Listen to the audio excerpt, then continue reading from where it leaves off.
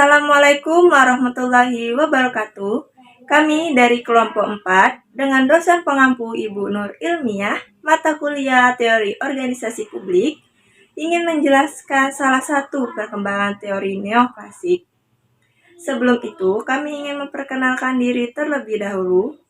Baik, perkenalkan saya Adela Kamelita Sari dengan NIM 2105020033. Perkenalkan, nama saya Abdurrahman Alhas, NIM 2105020032. Perkenalkan, nama saya Andi Karmila Lestari dengan NIM 2105020035. Perkenalkan, nama saya Anggriani Kristinata Barat dengan NIM 2105020036. Perkenalkan, nama saya Anugerah Perkasa dengan NIM 2105020037. Perkenalkan, nama saya Beki Sukmawan dengan NIM 2105020038. Perkenalkan, saya Despina dengan NIM 2105020039. Perkenalkan, nama saya Ewi Suryani dengan NIM 2105020040. Perkenalkan, nama saya Freti Esteria dengan NIM 2105020041. Perkenalkan, nama saya Hajar Ulfia dengan NIM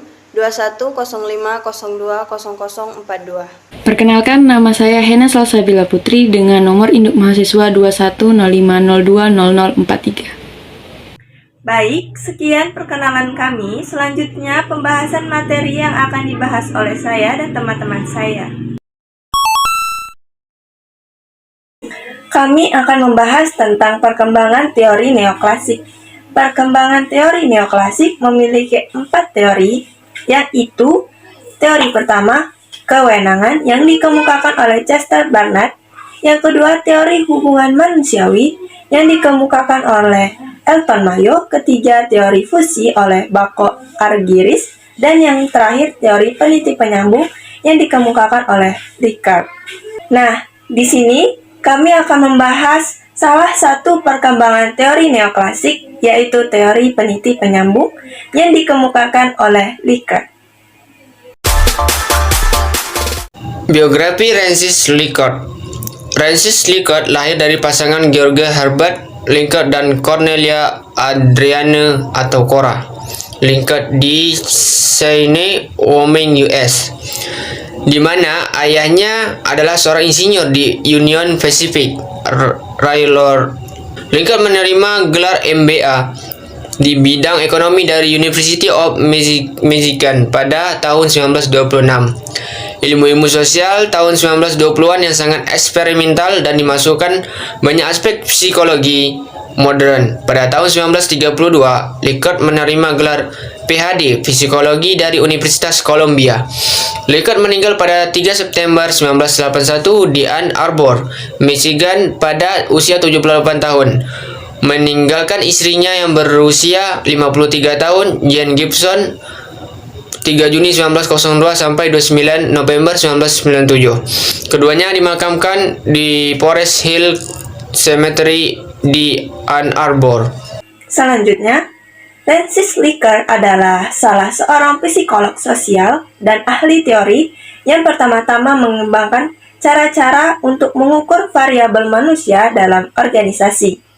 Ia merupakan tokoh di belakang riset skala besar mengenai gaya manajemen dan kepemimpinan dalam industri. Dengan para koleganya di Institut Riset Sosial Institute for Social Research pada Universitas Michigan, Rickard menyelenggarakan banyak studi empiris dan mengikhtiarkan penemuan-penemuannya dalam 2 buku yang dibaca orang. Yang pertama, New Pattern of Management atau pola-pola baru manajemen, dan The Human Organization atau organisasi kemanusiaan. Rickard membahas dengan jelas masalah-masalah komunikasi dalam organisasi. Analisanya mengenai gaya manajemen para penyelia dan akibat dari sikap-sikap yang berkelainan dari para penyelia itu pada produktivitas karyawan yang di bawahnya. Selanjutnya, teori peniti penyambung. Dennis Likert dari Universitas Michigan berjasa mengembangkan suatu model terkenal dengan sebutan model peniti penyambung atau the linking pin model yang menggambarkan struktur organisasi. Konsep peniti penyambung berkaitan dengan kelompok-kelompok yang tumpang tindih. Dalam teori ini, Likert menjelaskan terdapat penyelia yaitu anggota dari dua organisasi atau kelompok tersebut, yakni pemimpin unit rendah serta pemimpin unit tinggi. Penyelia yang disebutkan oleh Likert memiliki fungsi sebagai penyambung atau seseorang yang mengikat kelompok kerja satu dengan yang lainnya pada tahap atau tingkat berikutnya. Struktur peniti penyambung menunjukkan hubungan antar kelompok ahli-ahli, hubungan antar pribadi. Organisasi dengan struktur peneliti penyambung menggalangkan orientasi ke atas daripada orientasi ke bawah. Komunikasi pengaruh pengawasan dan pencapaian tujuan diserahkan ke atas dalam organisasi. Dalam desain yang demikian, dimungkinkan adanya kepemimpinan dan pengambilan keputusan bersama, karena tidak ada perbedaan tajam antara peranan atasan dengan bawahan. Selanjutnya, pada teori yang dikembangkan oleh Likert ini, proses berkelompok dinilai penting karena suatu organisasi perlu memiliki seorang penyelia atau penyambung sehingga setiap anggota kelompok dan kelompok itu sendiri dapat bersifat efektif. Lalu, Lutas pada tahun 1973 berpendapat bahwa konsep peniti penyambung cenderung menekankan dan memudahkan apa yang seharusnya terjadi dalam struktur klasik yang birokratik. Tetapi, pola hierarkis atas bawahan sering mendorong komunikasi ke bawah, namun menghambat komunikasi ke atas dan ke samping. Lambatnya tindakan kelompok yang merupakan ciri organisasi berstruktur peniti penyambung harus diimbangi dengan manfaat partisipasi yang positif. Maksudnya, kontribusi kepada perencana, komunikasi yang lebih terbuka, dan komunikasi anggota yang tumbuh dari struktur peniti penyambung. Baiklah, selanjutnya dalam kaitannya dengan modal ini, ada banyak perusahaan yang menggalakkan penggunaan kaedah manajemen ilmiah. Pekerjaan dibagi-bagi menjadi bagian-bagian komponen. Metode pelaksanaan tugas yang terbaik dikembangkan. Para karyawan mulai direkrut, dididik dan dilatih melaksanakan pekerjaan, dan para penyelia ditunjuk untuk mengawasi apakah tugas-tugas dilaksanakan menurut cara yang khusus. Itu pada tingkat produktivitas yang dapat diterima. Sistem manajemen yang ideal bagi Likert adalah sistem yang disebutnya suatu sistem interaksi pengaruh. Cara yang efektif untuk mengintegrasi sasaran kelompok kerja dan sasaran organisasi dilaksanakan dengan serasahan masalah antara atasan dan bawahan. Oleh karena itu, setiap penyelia dan manajer seharusnya menjadi milik kedua tingkatan. Ia adalah kelompok kerja yang beranggotakan para bawahan, tetapi ia juga memiliki kelompok kerja lain yang beranggotakan para atasannya. Dengan demikian, manajemen seharusnya membina kelompok-kelompok kerja dengan menghubungkan pada organisasi melalui orang-orang yang memiliki keanggotaan kelompok ganda.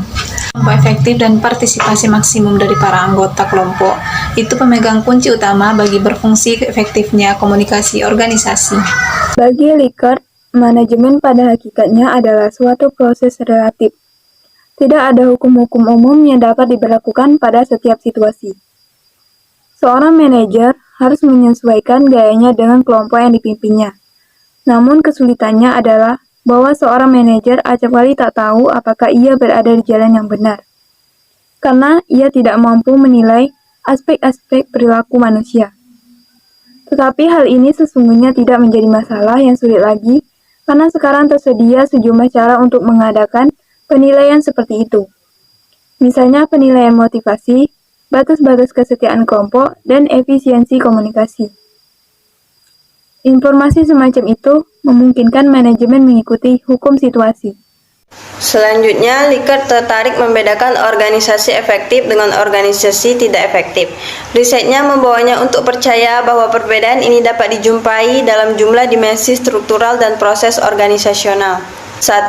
Kepemimpinan atau leadership. 2. Motivasi motivation. 3. Komunikasi communication. 4. Interaction. 5. Pengambilan keputusan decision making.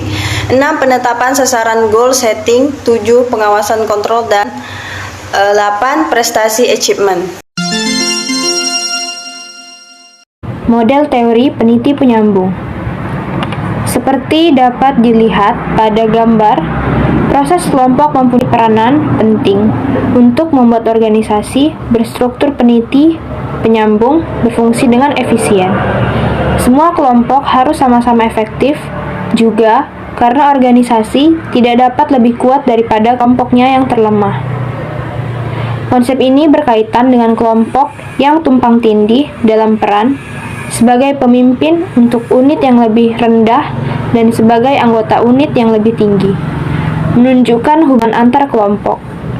Organisasi berorientasi pada hubungan ke atas dalam hal komunikasi, pengaruh pengawasan, dan pencapaian tujuan organisasi. Selanjutnya yaitu penerapan.